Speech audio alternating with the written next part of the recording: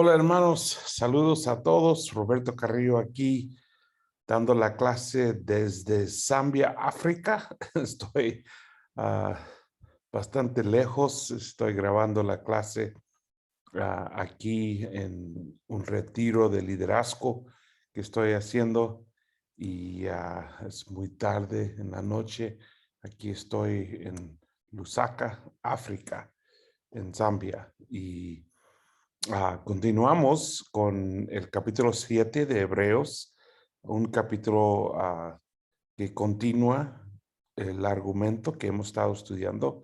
Déjame poner las transparencias para poder ver de lo que estamos hablando aquí. Y vamos adelante. Ya empezamos a hablar con la comparación que está haciendo el autor de Hebreos con Jesús y Melquisedec.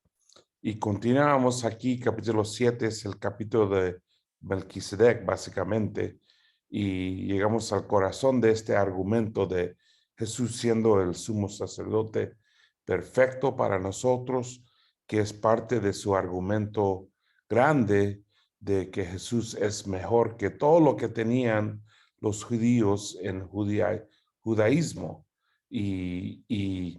Y aquí llegamos al corazón de esta parte. Capítulo 7 fue escrito en el libro de John Oakes y yo. Él escribió ese capítulo. A él le interesa mucho de sacerdocio y el libro ahí tiene muchos detalles. Yo básicamente en las clases siempre pongo más énfasis en lo que yo pienso que puede aplicar a nuestras vidas o al ministerio, pero hay mucho interesante aquí. Empezamos, versículo 1 dice, este Melquisedec, rey de Salem y sacerdote del Dios Altísimo, salió al encuentro de Abraham, que regresaba de derrotar a los reyes, y lo bendijo. Abraham, a su vez, le dio la 10ª parte de todo. El nombre de Melquisedec significa, en primer lugar, rey de justicia y además rey de Salem. Esto es rey de paz. No tiene padre ni madre ni genealogía, no tiene comienzo ni fin, pero a semejanza del Hijo de Dios, permanece como sacerdote para siempre. Y ahí voy a parar. Aquí está mucho de 2 versículos en el Antiguo Testamento, Génesis 14, 18 a 20 y Salmo 110, que hemos visto mucho, versículo 4. En Génesis 14, 18 a 20, dice, y Melquisedec, rey de Salem y sacerdote del Dios Altísimo, lo ofreció pan y vino. Luego bendijo a Abraham con estas palabras: que el Dios Altísimo, creador del cielo y de la tierra, bendiga a Abraham.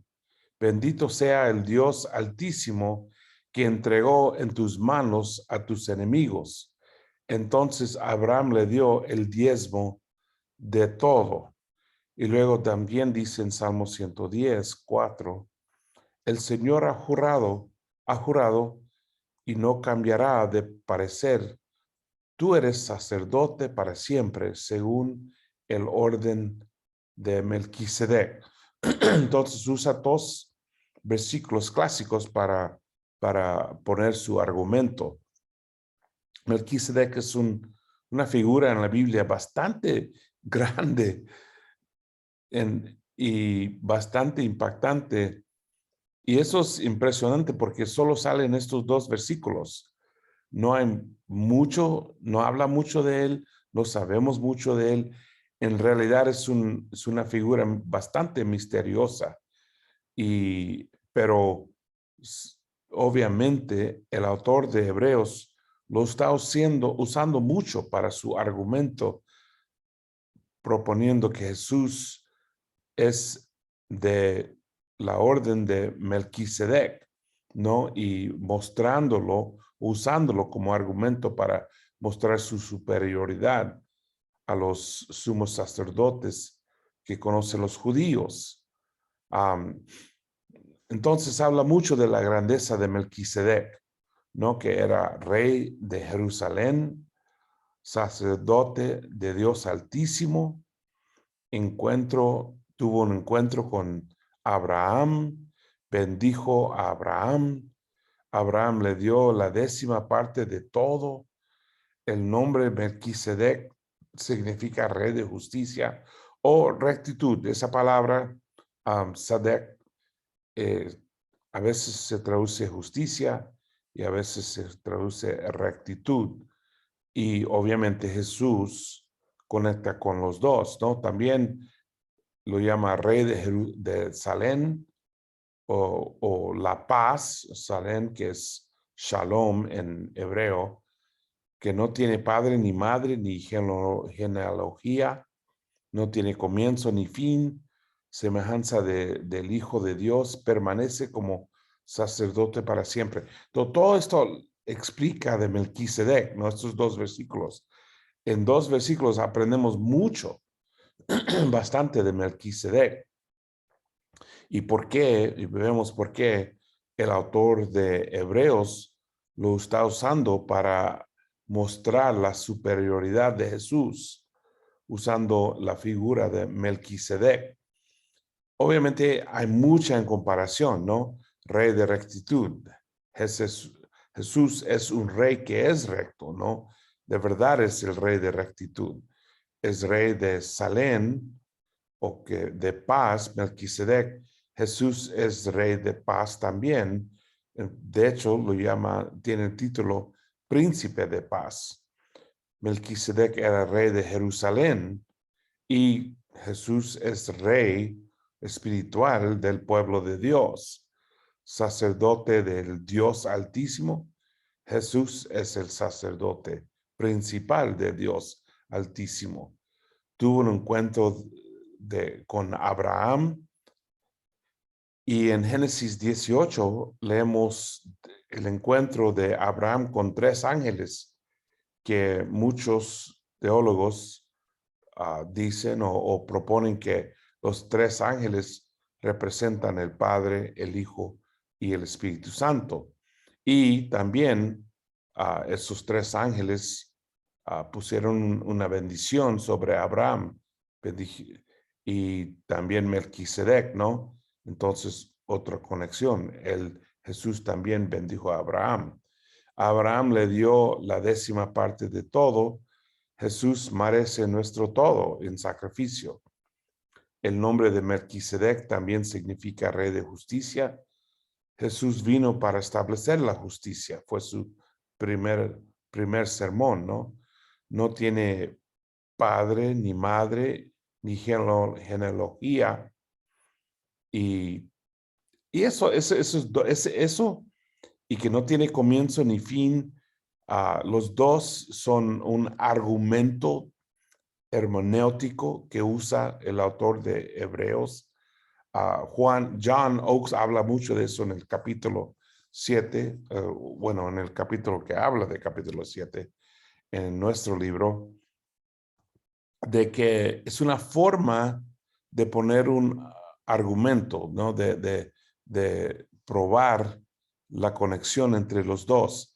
Es un poco diferente para nosotros porque ese argumento de que no tiene padre ni madre es porque no menciona a su padre y madre. Obviamente tuvo un padre y una madre, pero usa el argumento porque Jesús, de hecho, no tuvo realmente un padre.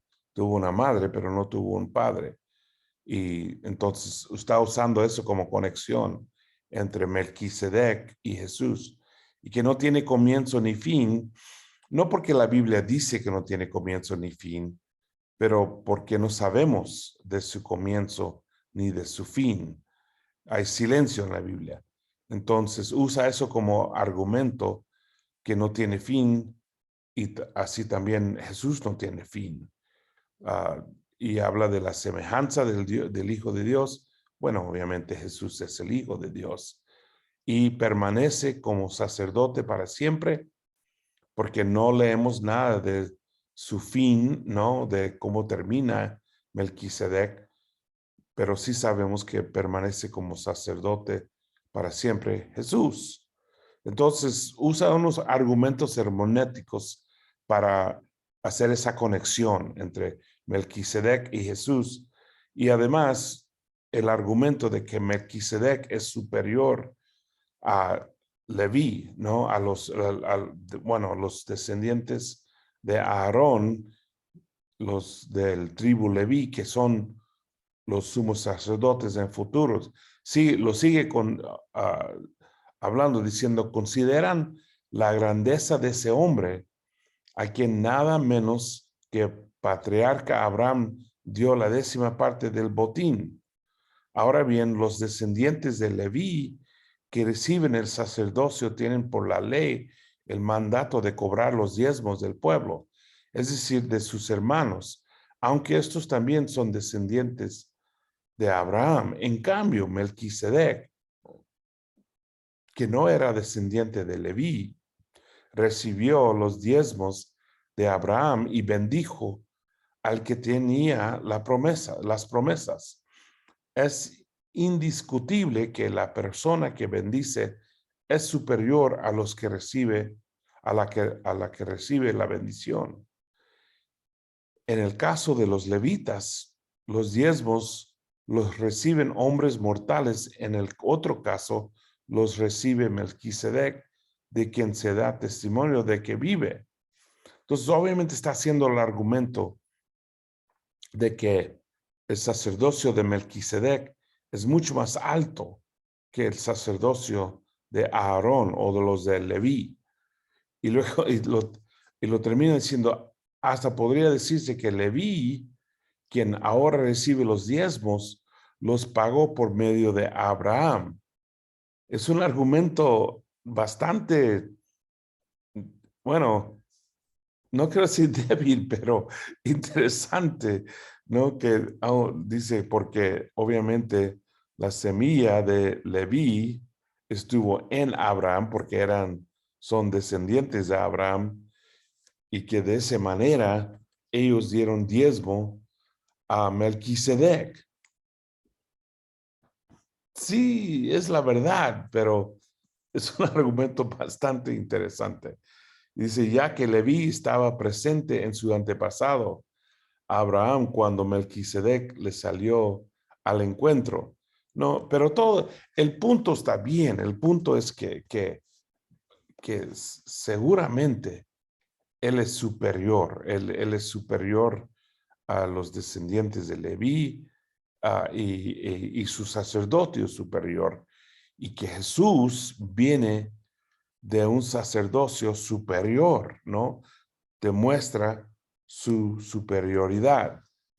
Y continúa con la mismo argumento, diciendo, si hubiera sido posible alcanzar la perfección mediante el sacerdocio levítico, pues bajo este se le dio la ley al pueblo, ¿qué necesidad había de que más adelante surgiera otro sacerdote, según el orden de Melquisedec, y no según el de Aarón?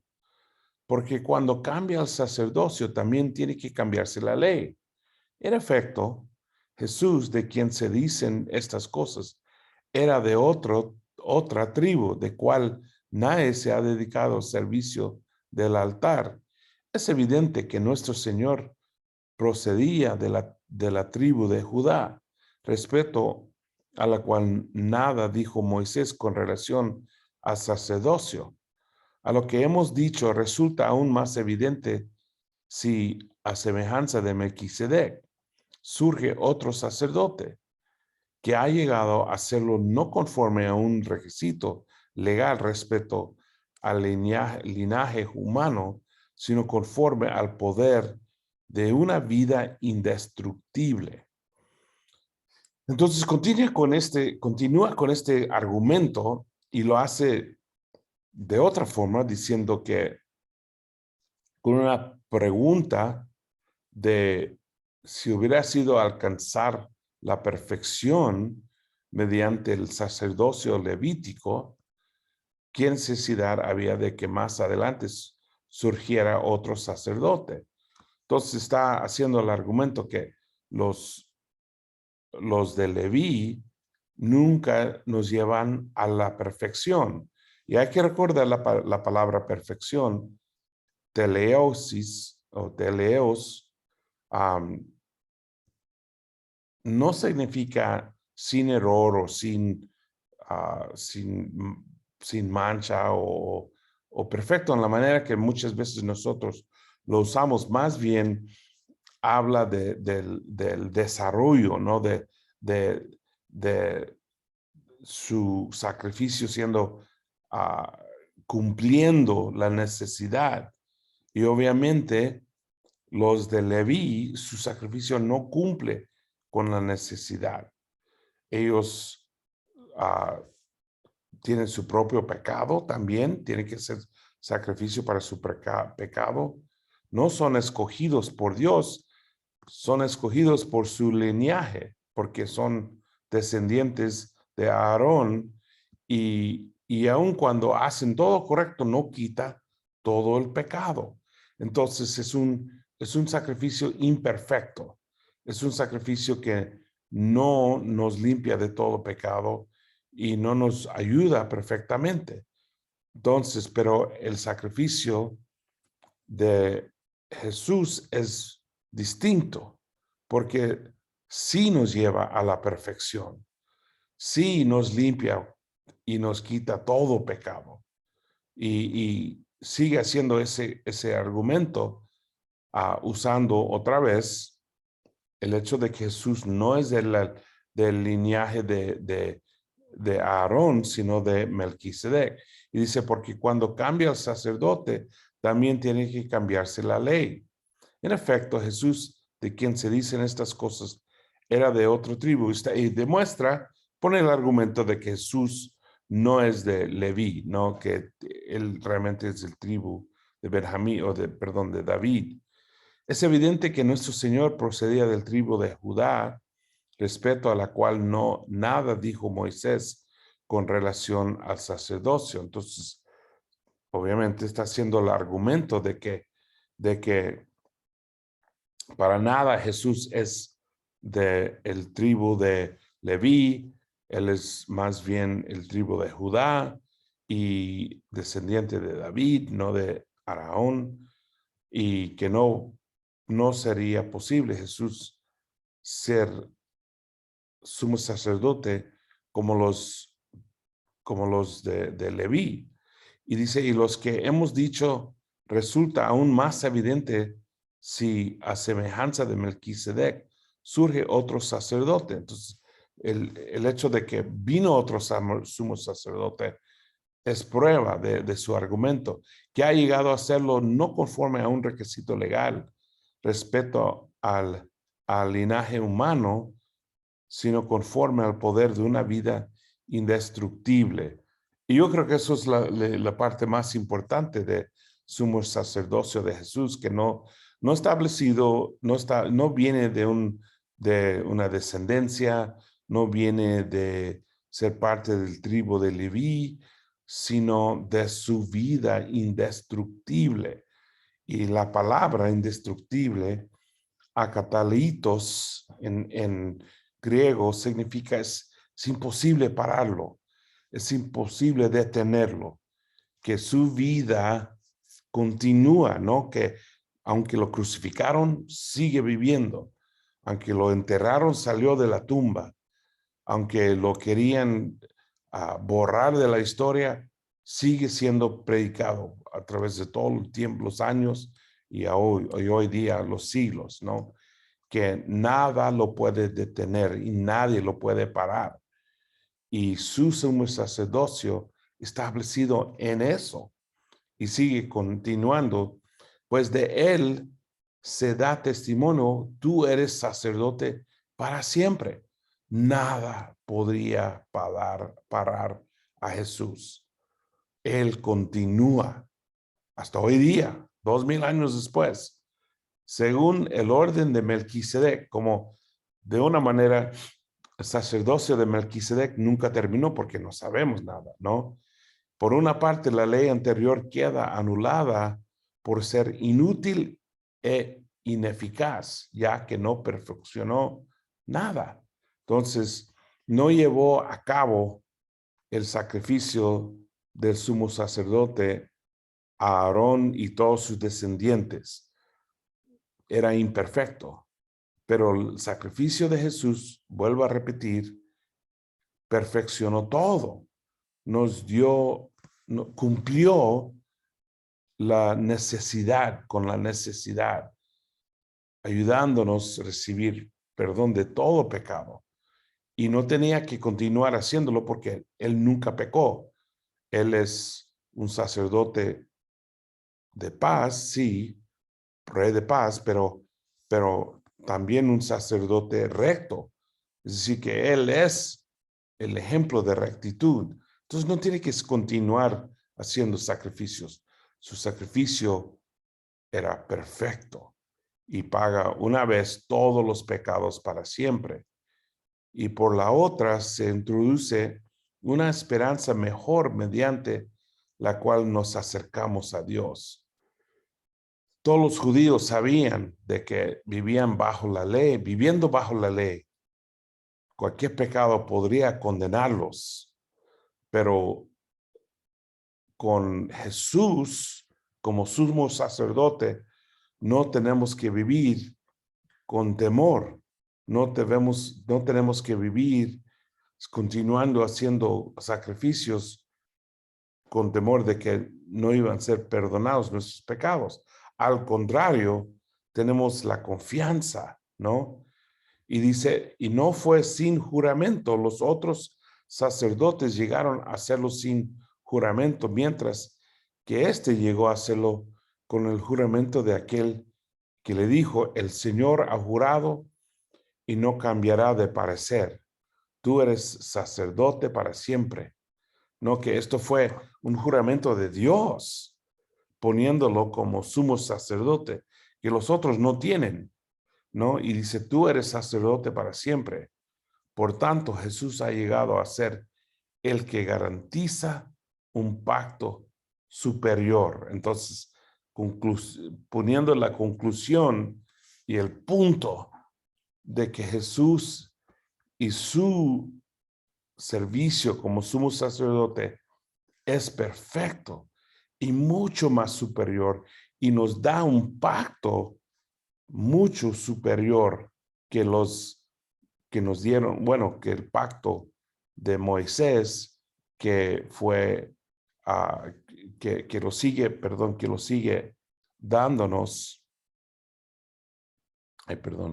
a los sumos sacerdotes de Leví, del tribu Leví. Luego continúa, dice, ahora bien, como aquellos sacerdotes, la muerte les impedía seguir ejerciendo sus funciones. Ha habido muchos de ellos, pero como Jesús permanece para siempre, su sacerdocio es imperecedero. Josefo nos dice que desde Aarón hasta el primer siglo había 83 sumos sacerdotes, 83 sacerdotes sirviendo como sumo sacerdote. Y cada vez que se muere uno, tiene que cambiar la ley y poner otro sumo sacerdote. Pero con Jesús no hay que hacer eso porque Él permanece para siempre.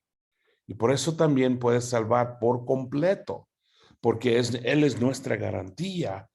Él paga el precio, Él da el sacrificio, dio el sacrificio una vez para siempre.